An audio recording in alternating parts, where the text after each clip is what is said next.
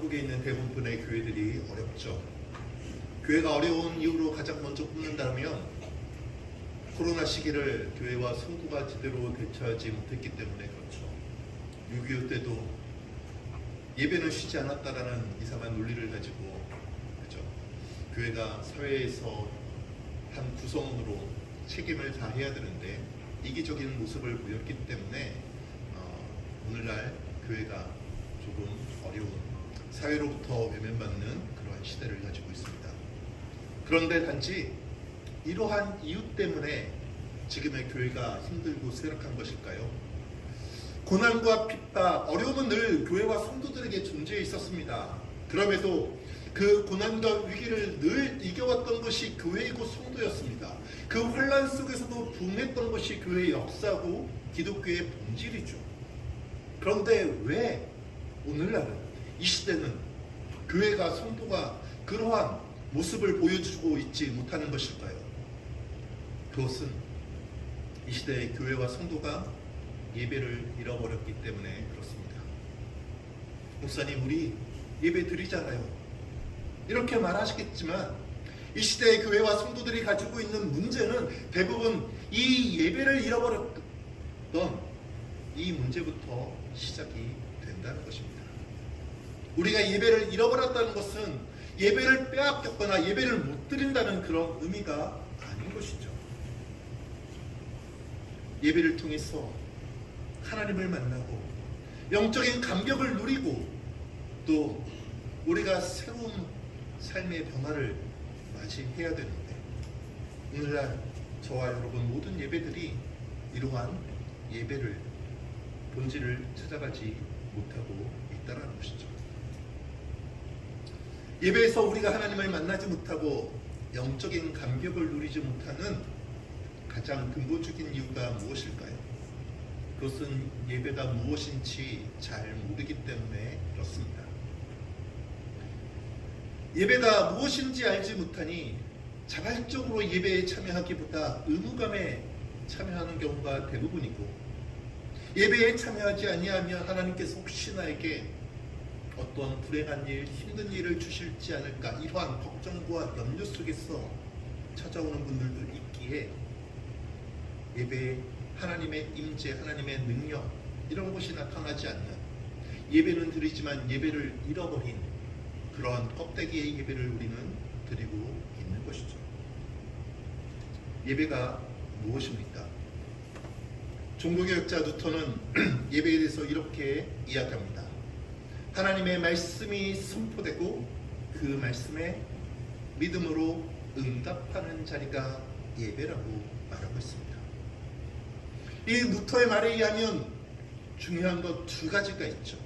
하나는 말씀이 선포되는 것이고 또 하나는 무엇입니까? 응답이라는 것입니다. 다시 말해 예배에는 말씀의 선포가 있습니다. 우리는 이것을 설교라고 이야기하죠. 그런데 예배에는 설교만 있습니까? 예배에는 기도도 찬양도 있습니다. 그런데 기도와 찬양보다 더 중요한 것이 하나 있습니다. 그것이 무엇입니까? 바로 믿음의 반응이라는 것입니다. 말씀을 듣는 저와 여러분, 기도와 찬양을 하는 저와 여러분이 그 말씀 속에, 그 기도 속에, 그 찬양 속에 반응이 없다면 그것은 예배가 아니라 강연이고 하나의 쇼에 불과하지 않은 것이죠. 여러분, 진정한 예배자가 되기를 원하고 우리가 드리는 이 예배가 참된 예배가 되기를 원한다면 말씀을 듣는 것, 찬양하는 것 그것뿐만이 아니라 우리는 이 시간을 통해 하나님 앞에 믿음의 반응을 보여야 한다는 것입니다. 온전한 예배가 주어지면 어떠한 일들이 우리에게 일어날까요? 온전한 예배를 통해서 우리 안에 변화가 일어나게 되어 있습니다. 조나단 에드워드라는 신학자이며 목사님은 이렇게 이야기합니다. 예배의 핵심은 드리는 것이나 주의를 지키는 것이 아니라 그 예배를 통해서 성령의 역사를 경험하는 것, 성령의 역사로 내적인 변화와 삶의 변화를 경험하는 것이 예배의 본질이라고 이야기합니다.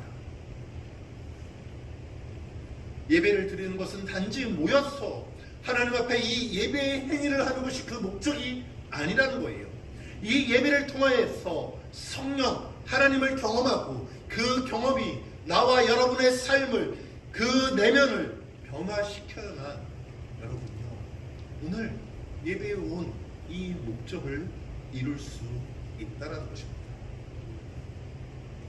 하나님을 만나는 경험이 없고 하나님을 통해서 내 내면의 삶에 아무런 변화가 없다라면 이것은 무엇일까요?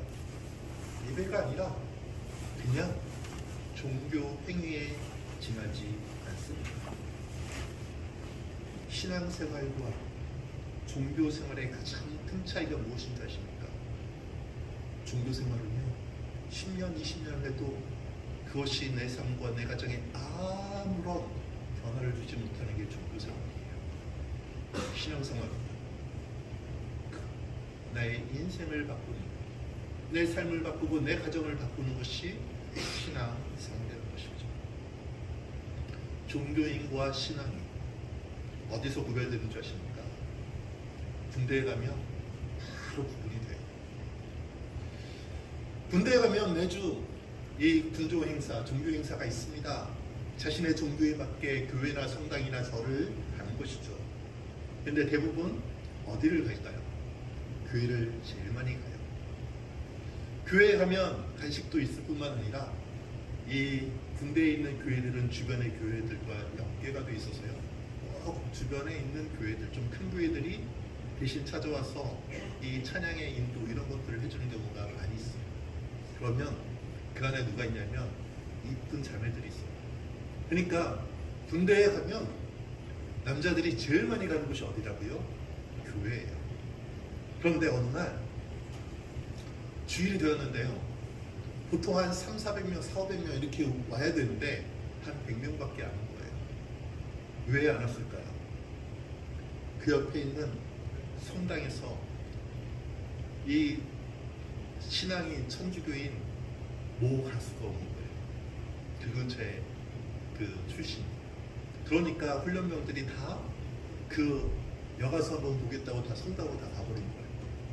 그러면 그 다음 주가 됐어요. 아니 그 다음 주에도 사람이 또 적은 거예요. 왜 그런지 아십니까? 이번에는 절에서요 햄버거를 주는 거예요. 그것도 무슨 햄버거? 한우버거. 롯데리아 한우버거. 아니 절에서 햄버거를 주더라도 고기는 빼고 줘야 되는 거 아닙니까? 그것도 한우버거를 주니까요. 두 번째 주도 다 거기로 가버린 것이죠. 무엇을 말하는 것입니까? 신앙생활과 종교생활의 차이가 무엇인지를 보여주는 것이죠. 신앙은 믿음을 지키는 거예요. 나에게 주어지는 일이 좋든 나쁘든 상관없이 믿음을 지키는 게 신앙이에요. 종교는요, 나에게 유익이 되지 아니하면, 나에게 만족이 되지 아니하면, 나를 충족시키지 아니하면 언제든지 끊을 수 있는 것이 종교라는 것이죠. 예배는 나의 유익함을 따라서 드리는 것이 아닙니다. 예배는 나를 구원하시고 나를 창조하신 그분의 은혜를 기억하며 그분이 나에게 베풀어 주신 이 구속의 은혜 때문에 감사함으로 나오는 것. 그래서 이 시간 그분에게 내가 가지고 있는 가장 최고의 찬양과 영광을 올려드리는 것, 그것이요 예배라는 것입니다. 시편 96편 8절과 9절은 이렇게 이야기합니다. 여호와 이름에 합당한 영광을 그에게 돌릴지어다. 예물을 들고 그의 궁정에 들어갈지어다. 아름답고 거룩한 곳으로 여호와께 예배할지어다. 내가 가진 가장 아름답고 거룩한 것이 무엇입니까? 이게 예물인 거예요. 예물. 예배란 내가 가진 가장 아름답고 거룩한 그 예물을 가지고 하나님 앞에 경배하러 나아가는 것, 그게 예배라는 것이죠. 제가 이처럼 예배가 무엇인지 말씀드리는 것, 올바른 예배가 무엇인지, 예배를 통해서 무엇을 얻어야 하는지를 바로 알지 못하면 그 어떤 예배를 드린다고 해서도 그 예배 속에서 우리는 아무것도 얻을 수 없는 것이죠. 예배의 본질과 목적을 바로 알 때에만 우리는 이 예배를 통해 참된 은혜, 하나님에 대한 감격을 경험할 수 있는 줄 믿습니다. 우리가 이와 같은 예배를 드리기 위해서 그러면 우리는 어떠한 예배자, 어떠한 모습으로 예배를 드려야 할까요? 첫 번째, 감동이 살아있는 예배를 드려야 하는 것이죠. 어떤 사상가는 이렇게 이야기합니다. 공간이 사람의 생각을 지배한다. 공간은 단지 물리적인 장소가 아니라 그 안에 사상과 가치가 담겨 있다라고 이야기합니다. 그렇게 누가 그 공간을 설계하고 어떻게 사용하느냐에 따라서 사람을 통제하기도 하고 지배할 수 있다라고 그렇게 이야기하죠.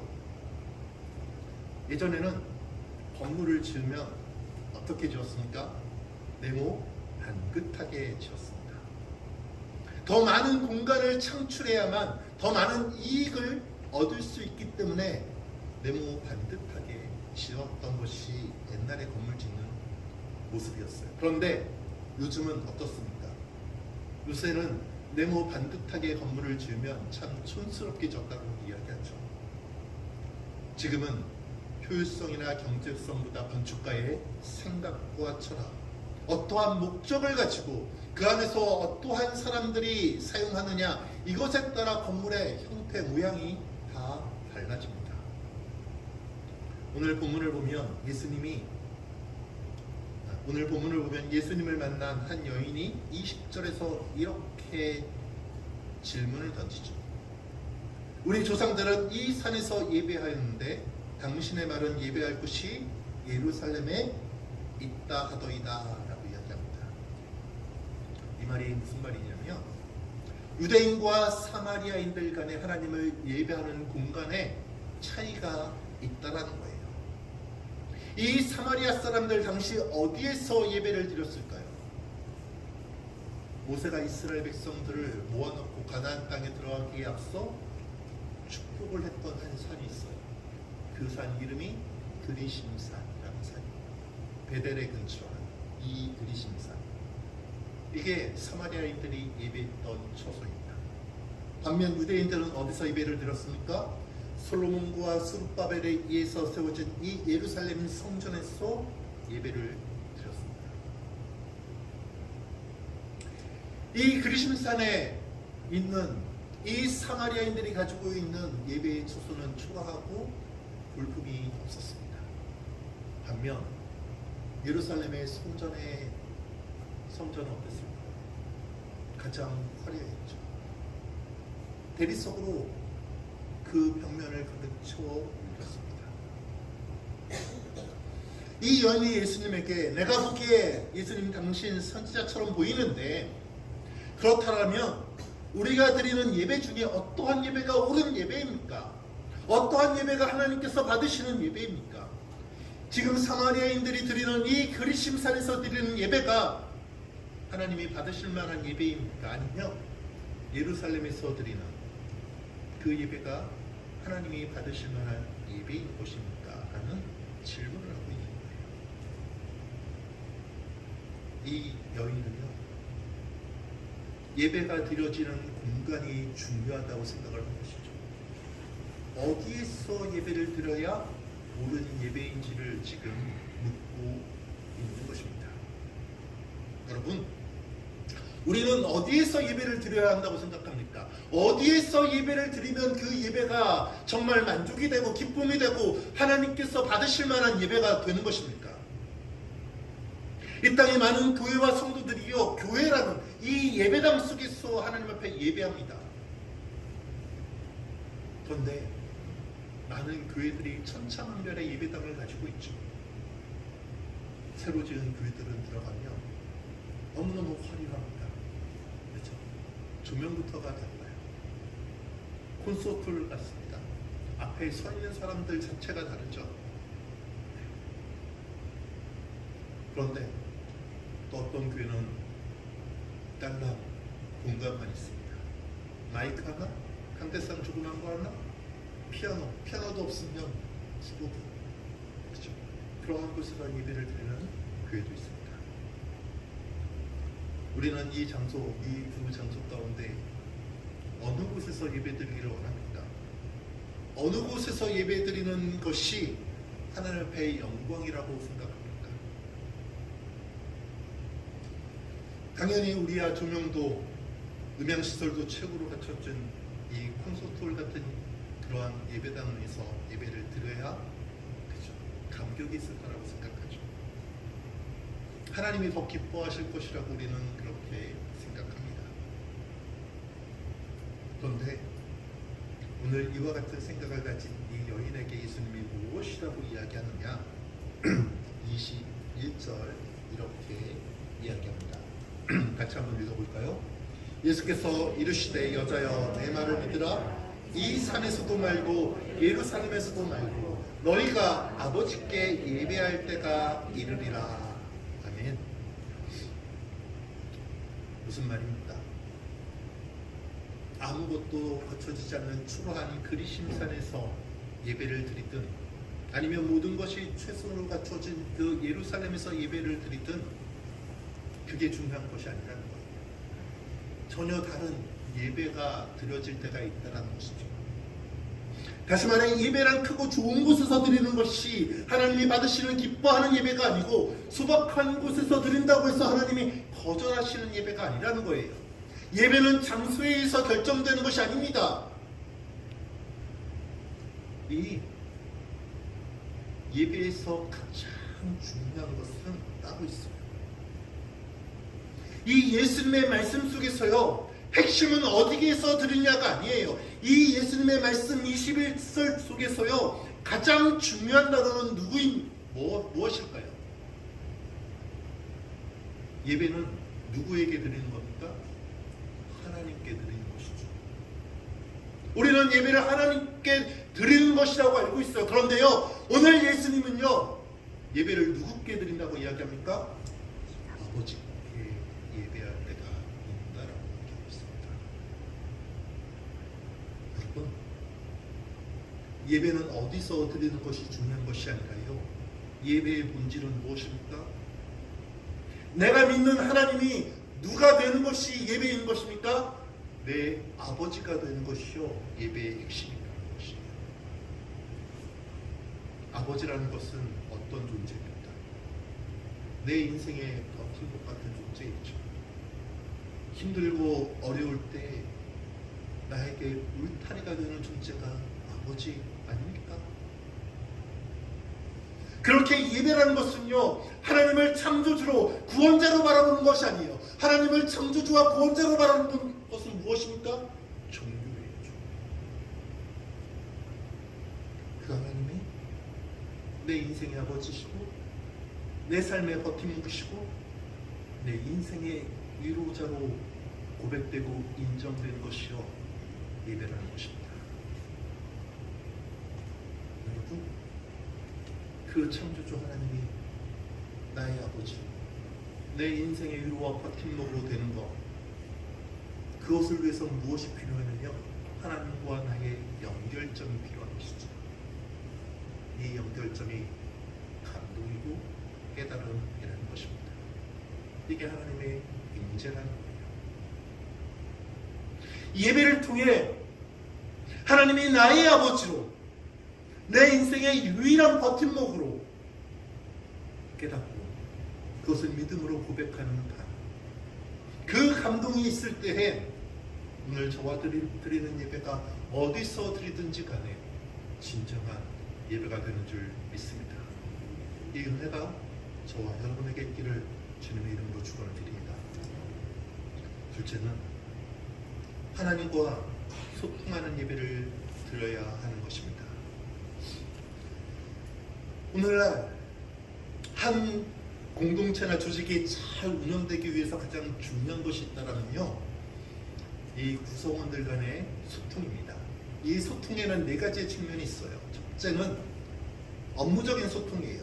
일을 지시하고 그 일을 성취하기 위해서 다양한 사실들을 주고받는 것, 이게 업무적 소통이에요. 두 번째는 창의적 소통입니다. 어떤 문제를 해결하고 좋은 방안을 만들기 위해서 서로의 아이디어와 비전을 서로 나누고 이야기하는 것. 이게 창의적 소통입니다. 세 번째는 정서적 소통이라고 이야기하죠. 구성원 간의 친밀감을 형성하기 위해서 서로의 감정을 이야기하는 것이 정서적 소통입니다. 마지막은요, 무언의 소통이라고 합니다. 사람의 손동작이나 얼굴 표정을 통해서 자신의 감정, 자신의 상황을 이야기하는 것이죠. 과거에는 소통보다 무엇이 중요했습니까? 교육, 지시가 중요했습니다. 소통은 상호간에 일어나는 것이지만 이 교육과 지시는 상호간이 아니라 일방적으로 전달되는 것이죠. 그래서 오래전에 앞에서 선생님이나 아버지가 상사가 이야기하면 그것을 어떻게 해야만 했습니까? 앉아있는 사람들은 가만히 듣기만 해야 했습니다. 저 의견 있는데요. 이러면 그게 뭐가 돼요? 말대꾸가 되죠. 반항이 되는 거예요. 지금 이렇게 하면 그 조직 다 망하죠. 지금은 소통하지 아니하면 다른 사람들의 이야기를 듣지 않고 자신의 이야기만 하면 앞에 있는 사람이 나 때는 이렇게 시작을 하면 모두 그 사람을 무엇이라고 이야기합니까? 꼰대라고 이야기합니다. 그래서 오늘날 조직이나 공동체 리더에게 반드시 필요한 것이 소통의 능력이라고 이야기합니다. 그런데 예배도 소통이라는 사실을 알고 계십니까? 영국의 유명한 신학자인 데이비드 피터슨이 이렇게 이야기합니다. 예배란 하나님이 먼저 말씀하시고 그 말씀이 인간의 믿음과 순종으로 응답하는 언약적 소통의 시간이다 라고 이야기합니다. 예배를 통해 하나님이 우리에게 먼저 말씀을 하시죠. 그 말씀을 들은 우리들은 어떻게 해야 하는 것입니까? 하나님의 말씀에 침묵하는 것, 반응 없이 그냥 앉아있는 것이 아니라 반드시 믿음과 순종으로 응답해야만 그것이 예배, 이 언약적 소통의 관계가 이루어진다는 거예요. 구약시대에 하나님과 이스라엘은 무엇을 가지고 소통을 했느냐? 제사라는 제도를 가지고 소통을 했습니다.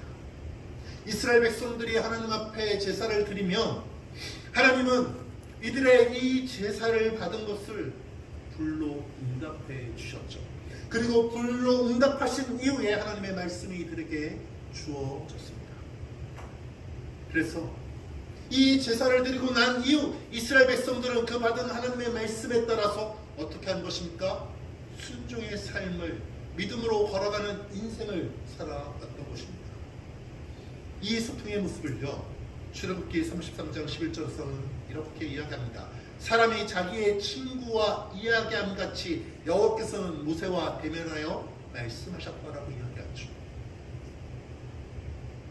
예배는 일방적인 관계가 아니라 서로 하나님과 나와 소통의 관계, 영적인 대화가 있는 것이 예배인 거예요. 그런데 22절을 보면 이렇게 이야기합니다. 너희는 알지 못하는 것을 예배하고 우리는 아는 것을 예배하노니 라고 이야기합니다. 지금 예수님이요, 이 사마리아 여인에게 너희가 드리는 예배가 어떠한 예배라고 이야기합니까? 너희가 드리는 예배가 아는 것이 아니라 모르는 것을 지금 예배한다라고 예수님이 말씀하고 계십니다. 이 말이 무슨 의미일까요? 모르는 것, 모르는 상황 속에서 예배한다. 예배의 순서가 무엇인지, 기도가 무엇이고 찬양이 무엇이고 설교가 무엇인지 그렇게 처음 교회에 오면 당황스러운 그 상황을 지금 이야기하고 계시는 것입니까? 아니죠. 지금 예수님이 이들에게, 이 여인에게 이야기하는 것이 무엇이냐면, 너희가 지금 예배한다라고 말하고 있지만 그 예배하는 대상, 그 대상이 누구인지 하나님에 대한 지식이 없다라는 거예요. 하나님이 나와 무슨 상관이 있는지, 내가 왜 지금 이 예배의 자리에 있는지 그 이웃을 알지 못한 채 예배하고 있다라는 것을 이야기하고 계십니다. 예배자는요, 반드시 하나님이 누구신지를 알아야만 합니다. 하나님을 알지 못하고 예배하는 것은요, 그것은 예배가 아닌 것이죠. 하나님을 아는 것 왜 중요한 줄 아십니까? 호세아 4장 6절 이렇게 이야기하죠. 내 백성이 지식이 없으므로 뭐 했다고요? 망하는도다. 무슨 지식입니까? 하나님에 대한 지식이에요. 말씀에 대한 지식이에요. 그 지식이 없으니 하나님이 어떻게 한다고요? 내가 너를 버린다라고 이야기하고 계십니다.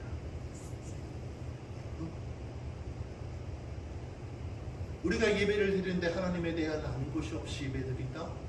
이 예배 하나님이 어떻게 하신다고요? 버리신다. 하나님이 안 받으신다는 거예요. 하나님을 알지 못하는 것은 또한 우리의 구원과 밀접하게 관련되어 있는 것이죠. 우리가 하나님을 아는 것, 그것이 무엇입니까? 소통입니다. 진정한 소통이 이루어지려면 내가 그 사람을 알아야 돼요. 그 사람의 본질이, 그 사람의 마음이, 그 사람의 성격이, 그 사람이 무엇을 좋아하는지를 알아야 소통이 일어나죠. 하나님을 알아야만 우리는 기도할 수 있는 것 아닙니까? 하나님을 알아야만 우리가 찬양할 수 있는 것 아닙니까? 하나님을 알아야만 우리가 감사할 수 있는 것 아닙니까? 이 예배의 자리에서 우리가 기도하고 찬양하고 감사하는 것, 그 누구만이 할 수 있는 거예요? 하나님을 바로 아는 자만이 할 수 있습니다. 내가 온전한 예배자가 되고 하나님이 나의 예배를 받으시기를 원한다면 우리는 하나님을 온전히 알아야 하는 것이죠. 그것이 하나님과의 소통입니다. 이 예배 속에 하나님과 소통하는 진정한 찬양과 감사와 기도가 있을 때에 우리들의 예배가 온전한 예배가 되어가는 줄 믿습니다. 셋째는요, 변화가 있는 예배를 드릴 줄 알아야 합니다. 사람은 쉽게 안 변하죠. 그런데 아무리 변하지 않을 것 같은 사람도요, 변하는 순간들이 있습니다. 언제 변합니까? 인생의 커다란 일들을 만났을 때, 내가 사랑했던 사람을 잃어버렸거나, 아니면 죽을 사고를 당했거나, 아니면 치유할 수 없는 질병을 만났을 때에 사람들은 변합니다. 우리는 이것을 무엇이라고 이야기합니까? 인생의 터닝 포인트라고 이야기하죠. 그런데 사고나 질병 이런 것만을 통해서 인생의 터닝 포인트가 주어지는 것이 아니라 사람을 통해서, 누구를 만나느냐를 통해서 인생의 터닝 포인트가 주어지기도 하죠. 우리에게 인생의 터닝 포인트를 주시는 분이 한 분 계시죠. 누구십니까? 예수님이시죠. 예수님을 만남으로 인생이 변하는 사람들 종종 있습니다. 성경에도 있습니다. 누가복음 19장에 나오는 삭개오죠. 삭개오가 예수님을 만나기 이전에 그는 어떠한 사람으로 살았습니까? 세리장으로 살았습니다. 세리장, 어떠한 인생이라는 것입니까? 이 땅에서 성공이 그 인생의 유일한 목표인 것이죠. 돈 버는 것이 그 인생의 자랑이었던 사람이었습니다. 물질 중심의 삶으로 살았던 사람이 삭개오였던 것이죠. 그런데 그가 예수님을 만난 이후에 물질이 그 인생의 목적이 아니라 이제는 그 인생의 목적이 무엇으로 바뀌는 것입니까? 하나님을 아는 것. 말씀이 그 인생의 목적으로, 그 인생의 방법으로 바뀌는 거예요. 그가 그래서 무엇이라고 고백한 줄 아십니까? 누가복음 19장 8절을 보면 이렇게 고백합니다. 내 소유의 절반을 가난한 자들에게 주겠사오며 만일 누구의 것을 속여 빼앗은 일이 있으면 내 갑절이나 닦겠나이다. 아멘이십니까? 여러분 소유의 절반을 가난한 저에게 줄 수 있으십니까? 네? 여러분이 가지고 있는 것의 반을 기부한다는 것, 누군가를 위해서 내어놓는다는 것, 물질을 포기하지 않고는요 할 수 없는 일이에요. 더 중요한 것이 있어요. 그 뒤에 속여 빼앗은 것이 있다라면 몇 배요? 4배로 갚는다고 얘기하죠. 출애굽기 22장 4절을 보면 이렇게 이야기하죠.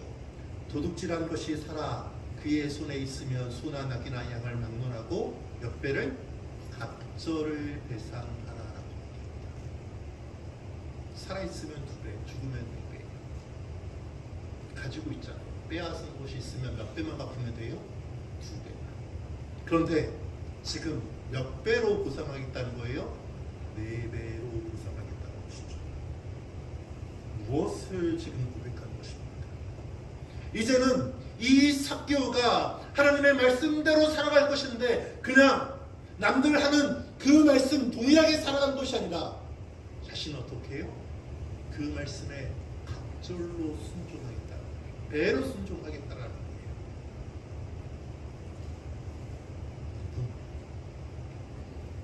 예배를 드리면요 여러분의 삶의 가치에 인생의 변화가 주어집니다. 말씀대로만 사는 것도 귀하지만 오늘 삭개오는요 자신의 인생에서 예수 그리스도를 만나는 것, 그게 예배 아닙니까? 이 예배를 온전히 드리고 나니까 그가 무엇이라고 고백합니까? 내가 말씀을 갑절로 순종하겠습니다라고 다짐하게 되는 것이죠. 예배는 누구를 가장 먼저 변화시킬까요? 나를 가장 먼저 변화시키는 거예요. 예배가 온전히 드려지면 남편이 변화되고 자식이 변화되고 옆에 눈에 가시처럼 보이는 김집사나 이혼사가 변화되는 것이 아니라 내가 됩니다. 내가 바뀌는 것이 예배의 본질이에요. 하나님이요 누구를 찾으시는 거예요? 이 변화된 사람을 찾으시는 거예요. 그게 온전한 예배자예요. 그래서 오늘 23절에서 무엇이라고 이야기합니까? 아버지께 참되게 예배하는 자들은 영과 진리로 예배할 때가 오나니 아버지께는 자기에게 어떻게 해요? 이렇게 예배하는 자를 찾으신다. 영과 진리, 하나님의 성령과 말씀이 여러분의 삶에 임하고 이 시간 여러분의 예배 가운데 임하면 여러분의 인생이, 여러분의 삶이, 여러분의 가치가 변화되는 그 사람을 주님이 뭐 하신다고요? 찾으신다. 그게 온전한 예배자입니다. 말씀을 한번 정리해 보겠습니다. 누가복음 14장을 보면 엠마오로 내려가는 2명의 제자가 나옵니다. 예수님이 십자가에 죽고 이들이 고향으로 돌아가는 모습이죠. 이들 낙심한 인생이죠. 이전의 삶으로 돌아가고 싶어하는 모습입니다. 그런데 이들이 엠마오로 가던 중에 누구를 만납니까? 부활의 예수님을 만나요. 그 부활의 예수님과 오랜 시간을 함께합니다. 말씀을 듣습니다. 이게 무엇이라고요? 예배예요. 예배. 예수님을 만나는 것. 그러자 그들에게 어떠한 일이 일어날까요? 누가복음 24장 31절 이렇게 이야기하죠. 그들의 눈이 밝아졌다라고 이야기합니다.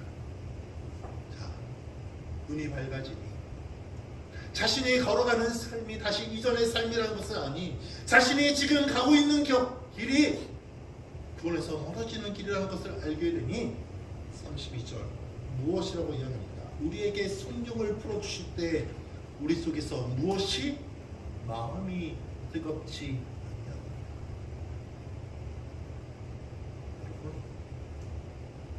예배 속에서 왜 하나님을 만나야 되는 것입니까? 아니, 왜 우리 속에 예배를 드림에도 불구하고 예수님을 만났음에도 불구하고 이 마음의 뜨거운 감격, 왜 이것이 없는 것입니까? 감당할 수 없는 뜨거움, 주체할 수 없는 내 마음의 요동함이 쳐야 되는 것인데 이게 왜 없는 거예요?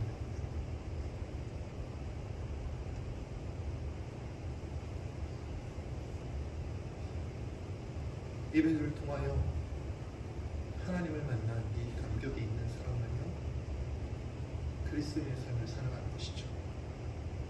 세상과 구별된 인생을 살아가고 내가 걸어왔던 인생의 방향을 돌이킬 수 있게 되는 줄 압니다. 저와 여러분은 지금 어떠한 예배를 드리고 어떠한 예배를 꿈꾸고 계십니까? 아름다운 공간에서 드리는 예배만을 꿈꾸고 소망하십니까? 화려한 찬양의 선율과 가사가 넘쳐나는 그러한 예배를 드려야만 내 삶이 만족된다고 여기십니까? 아니면 어쩔 수 없이 이 한 시간 때우기 위해서 나오셨습니까? 여러분, 예배를 통해 하나님의 임재를 경험할 때가, 예배를 통해 주어지는 그 말씀에 내가 믿음과 순종으로 반응하는 하나님과의 온전한 소통이 있을 때에, 예배 속에 주어지는 말씀과 성령을 통해 내가 몸부리치고자 하는 그 갈망, 그 뜨거움이 있을 때는 우리의 예배가 온전한 예배가 되는 줄 믿습니다. 오늘 이 시간이 저와 여러분 모두가 이 예배의 소중함을 이제는 좀 깨닫고 이 예배 속에 담겨져 있는 하나님의 그 사랑, 그 은혜를 이제는 좀 기억하며 그냥 때우는 예배가 아니라, 종교생활로 그쳐지는 예배가 아니라 정말 신앙생활의 기쁨으로 드려지는 예배, 그래서 목숨처럼 좀 이 예배를 지킬 수 있는 저와 여러분 되시기를 주님의 이름으로 축원을 드립니다. 오늘 기도할 터인데요, 기도하기 전에 우리 찬양 한번 했으면 좋겠습니다.